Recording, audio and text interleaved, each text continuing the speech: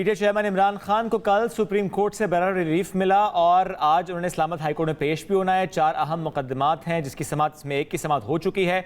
Toshakhana case जिसमें अदालत ने ट्रायल कोर्ट को कार्रवाई से रोक दिया है। इसके साथ साथ जो कल सुप्रीम कोर्ट में हुआ और जिस अंदाज से इमरान खान की गिरफ्तारी गैर कानूनी करार दी गई, उस पर बहस भी हो रही है और सवालात भी उठ रहे हैं कि इस वक्त इमरान खान की कानूनी पोजीशन क्या है। इस वक्त माहिर कानून अहमद पंसोटा साहब ने हमें ज्वाइन कर लिया। सर बहुत शुक्रिया आपने ज्वाइन किया। सर आज 4 अहम केसेस इसमें इमरान खान साहब नज़ारा पेश तो सब में नहीं ना भी हों, लेकिन ज़ाहिर उस पर समाअत होनी है। और तोशाखाना से मुतालिक अहम खबर अब से कुछ देर पहले कि ट्रायल कोर्ट को कार्रवाई से रोक दिया गया है। How do you see that sir, कितना बड़ा रिलीफ है इमरान खान साहब को इस केस में?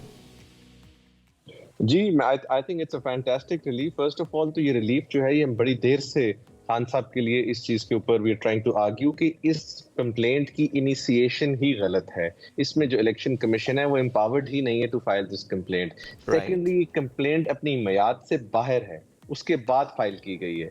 तो देयरफॉर अगर आप इस कंप्लेंट को तफसील से देखें तो इस कंप्लेंट को जो कानून के मुताबिक, इलेक्शन एक्ट के मुताबिक या वैसे भी जो भेजा गया है वो 3 मंथ्स का टाइम है, उससे बियॉन्ड है। तो इन सारे फैक्टर्स पर मजीद आपने जिस तरह उसमें फर्द जुर्म लगाई गई वो भी देख ली कि एक जज साहब उठते थे, दूसरों को बुला लेते थे। ये दुनिया की अपनी नौयत का मुकदमा बन गया था कि एक मुल्जिम जो है उसके पास ही जजेस आ गए।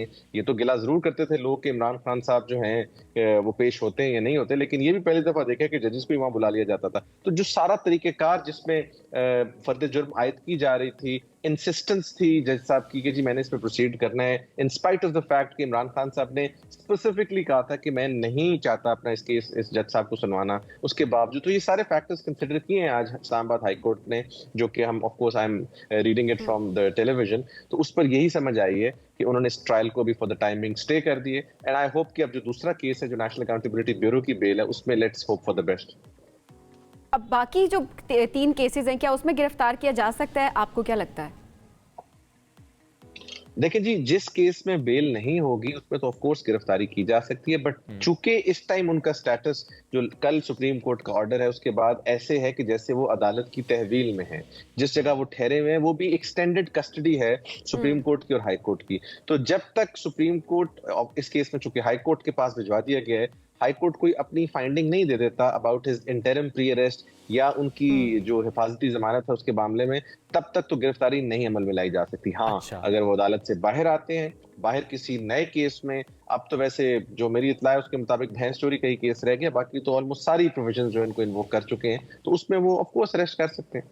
अच्छा, एक मामला और भी सर के चूंकि आज 11 बजे से पहले पेश होने का कहा गया सुप्रीम कोर्ट की तरफ से कि आपने पेश होना हाई कोर्ट में, तो जो कहा गया कि आपने तब तक गेस्ट हाउस में रहना है, वो 11 बजे खत्म हो जाएगा, उसके बाद इमरान खान साहब जहां चाहें जा सकते हैं, ऐसा ही है?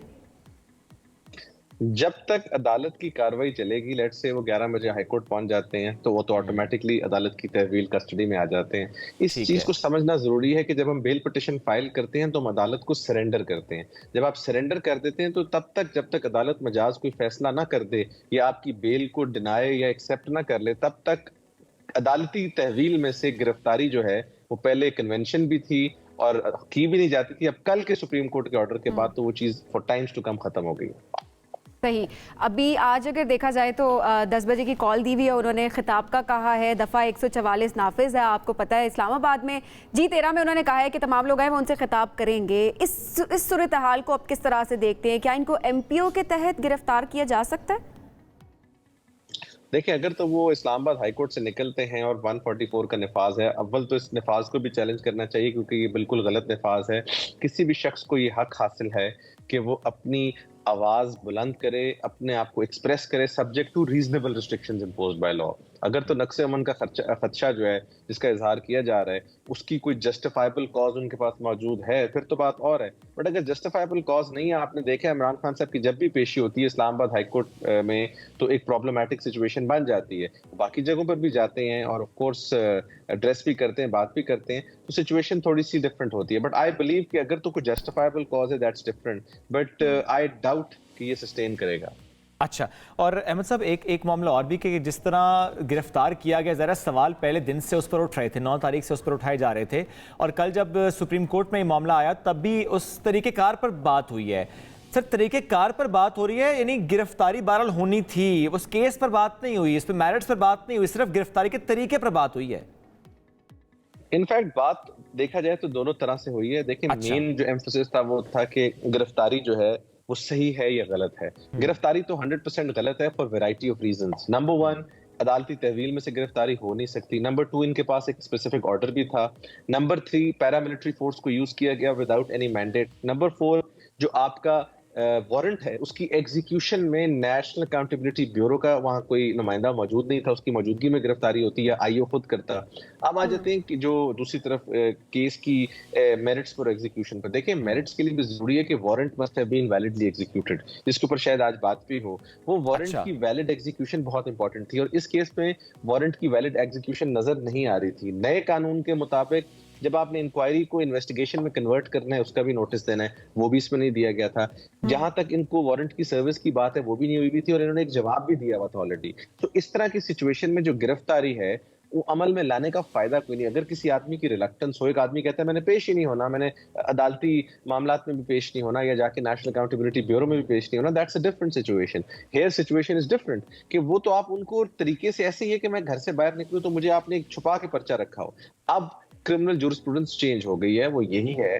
पहले ये चीजें होती थी कि आप सब चीज उसको अगले को बताएं, वो अपना जवाब दे, उसके बावजूद अगर गिरफ्तारी मतलूब है तो आप जरूर कीजिए। और गिरफ्तारी जो है वो मेनली इसी चीज के लिए मतलूब होती है कि इंसान तफ्तीश जो है उसके अमल को आगे बढ़ाए। ये रिकवरीज करनी या कुछ चीजें आपसे तफ्तीश करनी, वो तो अब जो सेटल्ड जूरिस्प्रूडेंस है पूरी दुनिया में वो यही है कि किसी आदमी को इनकासरेट मत करें, उसको जेल के पीछे मत रखें, क्योंकि उसमें फिर बहुत सारी चीजें का चांस होता है, कस्टोडियल टॉर्चर आ जाती है, बहुत सारी चीजें जिनके जो शकूक है वो बढ़ जाते हैं।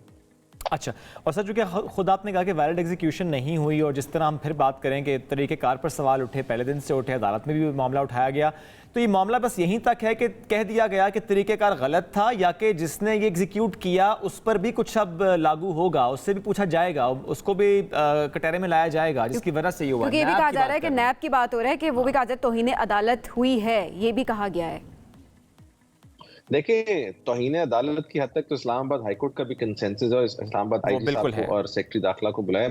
मेरा ख्याल है इस्लामाबाद आईजी साहब का तो शायद इतना इशू माना हो, बट असल जो है वो तो नेशनल अकाउंटेबिलिटी ब्यूरो से पूछने वाली बातें हैं कि आपने ये वारंट एग्जीक्यूट कैसे किया, आपने ये वारंट इनिशिएट कैसे किया, इसको आपने इशू कैसे किया, चेयरमैन नैब ने कौन सी इंडोर्समेंट दी, सेक्शन 24 पावर ऑफ अरेस्ट जो है वो उन्होंने कैसे एग्जीक्यूट किया, उसके अंदर क्या डिलिबरेशन की, क्या बैठ के आपने सोचा कि जी खान साहब को गिरफ्तार करके हमने क्या निकालना है, क्या आपने मरकजी मुलजिम इस केस का जो है उसको पकड़ने की कोशिश की। ना आप बेनिफिशियरी के पास जा रहे हैं और आप कह रहे हैं जो बीच में आदमी है इसको पकड़ लेते हैं और इनसे हम ये कड़ी मिलाएं, ऐसे नहीं होता। आप किसी भी क्रिमिनल केस में अगर किसी को अरेस्ट, अभी भी देखा जाए तो गिरफ्तारियों का सिलसिला तो जारी है। शीरी मजारी साहिबा को गिरफ्तार किया गया रात को, इससे पहले लीडरशिप उनको भी गिरफ्तार किया गया। तो इसकी क्या कानूनी हैसियत है कि अचानक इतनी गिरफ्तारियां?